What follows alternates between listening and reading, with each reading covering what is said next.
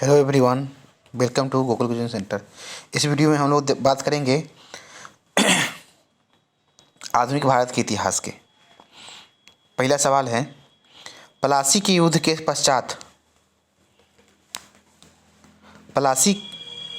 पश्चात बिहार प्रांत का उपदीवान नियुक्त किया गया था।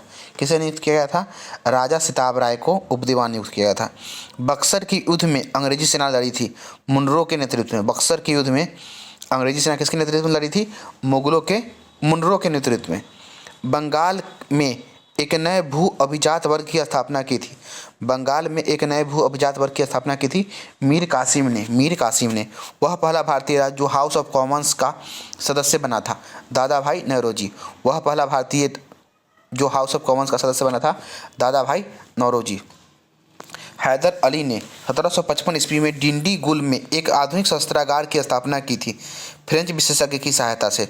हैदर अली ने 1755 ईस्वी में डिंडीगुल में एक आधुनिक शस्त्रागार की स्थापना की थी फ्रेंच विशेषज्ञ की सहायता से। जंतर मंतर का निर्माण किया गया था महाराजा जयसिंह ने किया था जंतर मंतर का निर्माण। अगला टॉपिक है, भारत यूरोपीय वाणिज्यिक कंपनियों का आगमन।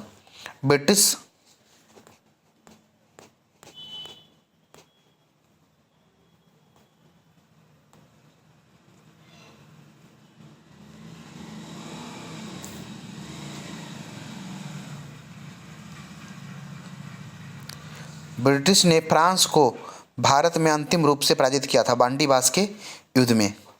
वह अधिनियम जिसके द्वारा अंग्रेजों ने घोषणा की कि भारत में अधिकारियों की नियुक्ति में राष्ट्रीयता और रंग के आधार पर भेदभाव नहीं होगा, तो वह कौन सा नियम था? 1833 का चार्टर अधिनियम। दिल्ली दरबार के समय भारत का वायसराय कौन था? तो लॉर्ड लिट्टन। दिल्ली दरबार के समय भारत का वायसराय कौन था? Lord Lytton. भारत में ब्रिटिश साम्राज्य का संस्थापक था लॉर्ड क्लाइव। भारत में ब्रिटिश साम्राज्य का संस्थापक था लॉर्ड क्लाइव। 1760 ईस्वी का बांडीबास का युद्ध अंग्रेजों द्वारा लड़ा गया फ्रांसीसी के खिलाफ। वर्ष 1632 में बिहार के पटना शहर में डैश कंपनी ने अपनी फैक्ट्री स्थापित की थी। डच ईस्ट इंडिया कंपनी ने 1632 ईस्वी में बिहार के पटना में अपनी फैक्ट्री स्थापित की थी। अंग्रेजों का फोर्ट विलियम स्थित है कोलकाता में। बंगाल की खाड़ी में समुद्री डकैती हेतु हुगली का उपयोग करता है पुर्तगाल। बंगाल में समुद्री डकैती हेतु हुगली का उपयोग करता है पुर्तगाल। बम्बई को पुर्तगाली राजकुमारी से विवाह के उपलक्ष्य में इंग्लैंड के राजकुमार को दे दिया गया था। उस राजकुमार का नाम क्या था? तो चार्ल्स द्वितीय को पुर्तगाली राजकुमारी से विवाह हुआ था चार्ल्स द्वितीय का।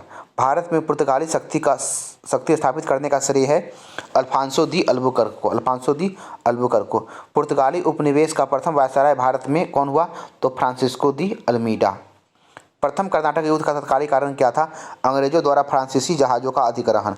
प्रथम कर्नाटक युद्ध का कारण था अंग्रेजों द्वारा फ्रांसीसी जहाज़ों का अधिग्रहण। वह अंग्रेज अधिकारी जिसने पुर्तगालियों को सौली के स्थान पर हराया था थॉमस बेस्ट। वह अंग्रेज अधिकारी जिसने पुर्तगाली को सौली के स्थान पर हराया था थॉमस बेस्ट। भारत में 1612 ईस्वी में अंग्रेजों ने पहली फैक्ट्री कहाँ स्थापित की थी? तो सूरत में। अगला टॉपिक है, ईस्ट इंडिया कंपनी और क्षेत्रीय राज्य। महाराजा रंजीत सिंह का संबंध था सुकरचकिया मिसल से। बिहार के डैश क्षेत्र में फतेह शाही विद्रोह हुआ था? तो बिहार के सारण क्षेत्र में फतेह शाही विद्रोह हुआ था। वह स्थान जो टीपू सुल्तान की राजधानी के रूप में प्रसिद्ध हुआ था श्रीरंगपट्टनम।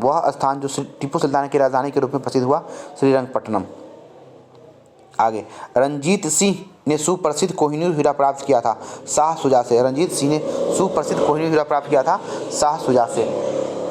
शुजा से। इलाहाबाद की संधि के बाद रॉबर्ट क्लाइव ने मुर्शिदाबाद का उपदीवान किसे बनाया था? मोहम्मद रजा खां को। इलाहाबाद की संधि के बाद रॉबर्ट क्लाइव ने मुर्शिदाबाद का उपदीवान किसे बनाया था? रजा खां को। सम्राट शाह आलम द्वितीय ने ईस्ट इंडिया कंपनी को बंगाल, बिहार और उड़ीसा की दीवानी प्रदान की थी 12 अगस्त 1765 को। वह मुगल बादशाह जिसको वजीर गाजीउद्दीन ने दिल्ली में दाखिल नहीं होने दिया था, शाह आलम द्वितीय। अंग्रेजों ने श्रीरंगपट्टनम की संधि की थी अंग्रेजों ने श्रीरंगपट्टनम की संधि की थी टीपू सुल्तान के साथ। बक्सर का युद्ध लड़ा गया था 22 अक्टूबर 1764 को। बक्सर का युद्ध लड़ा गया था 22 अक्टूबर 1764 को। ब्रिटिश शासन का भारतीय, चौथा टॉपिक है, ब्रिटिश शासन का भारतीय अर्थव्यवस्था पर प्रभाव। किसने नई व्यवस्था के विरुद्ध शोषणकारी शक्तियों का विरोध किया? 1855 से 1856 में बिहारी के संथालियों ने। बंगाल में महलबारी बंदोबस्त प्रणाली की शुरुआत किसने की थी? हॉल्ट मैकेंजी ने किसानों को उनकी खेती की ज़मीन से अलग कर दिया था अस्थाई बंदोबस्त द्वारा। किसानों को उनकी खेती की ज़मीन से अलग कर दिया था अस्थाई बंदोबस्त के द्वारा। रैयतवाड़ी व्यवस्था प्रारंभिक रूप से की गई थी तमिलनाडु में। भारत में कपास की पैदावार के कृषि विभाग की स्थापना की मांग की थी मर्चेंट कॉटन सप्लाई एसोसिएशन ने। भारत में अंग्रेजी शासनकाल का सबसे भयंकर अकाल पड़ा था 1876 से 1878 के दौरान। भारत के लिए अकाल संहिता की सिफारिश आयोग द्वारा की गई थी, स्ट्रैची आयोग द्वारा। मद्रास में रैयतवाड़ी पद्धति को प्रारंभ किया था थॉमस मुनरो ने।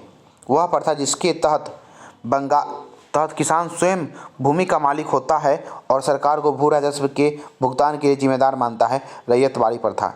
ब्रिटिश काल में कृषक वर्ग को प्रताड़ित किया जमींदारों ने। जमींदारों ने। भारत में प्रथम रेलवे लाइन स्थापित की गई थी लॉर्ड डलहौजी के द्वारा। अतः सदैव सहमति के साथ अक्सर वाणिज्य मंडल के निर्देशों पर भारत सरकार चलती है। इसे व्हाइट मैन्स बर्डन कहा जाता है। यह कथन किसका है? सच्चिदानंद सिन्हा का। पुस्तक poverty and un-British rule in India लिखी थी दादा भाई नौरोजी ने। रजनी पामदत्त ने। वे साम्राज्यवाद से लड़ते भी थे और सहयोग भी करते थे। उन्होंने राजनीतिक गठबंधन के बारे में कहा था तो भारतीय राष्ट्रीय कांग्रेस के बारे में। अस्थाई बंदोबस्त किया गया जमींदारों के साथ। बिहार में परमानेंट सेटलमेंट लागू करने का कारण था भू राजस्व का राजस्व निर्णय करना। अगला है 18वीं सदी में बंगाल के वस्त्र उद्योग के पतन का उत्तरदायी कारण क्या था? ब्रिटेन को निर्यात करने वाली माल पर उच्च तट कर। Poverty and un-British rule in India नामक पुस्तक किसने की है? दादा भाई नौरोजी। अगला 5 नंबर पॉइंट पढ़ेंगे अगले वीडियो में। मिलते हैं अगले वीडियो में। धन्यवाद।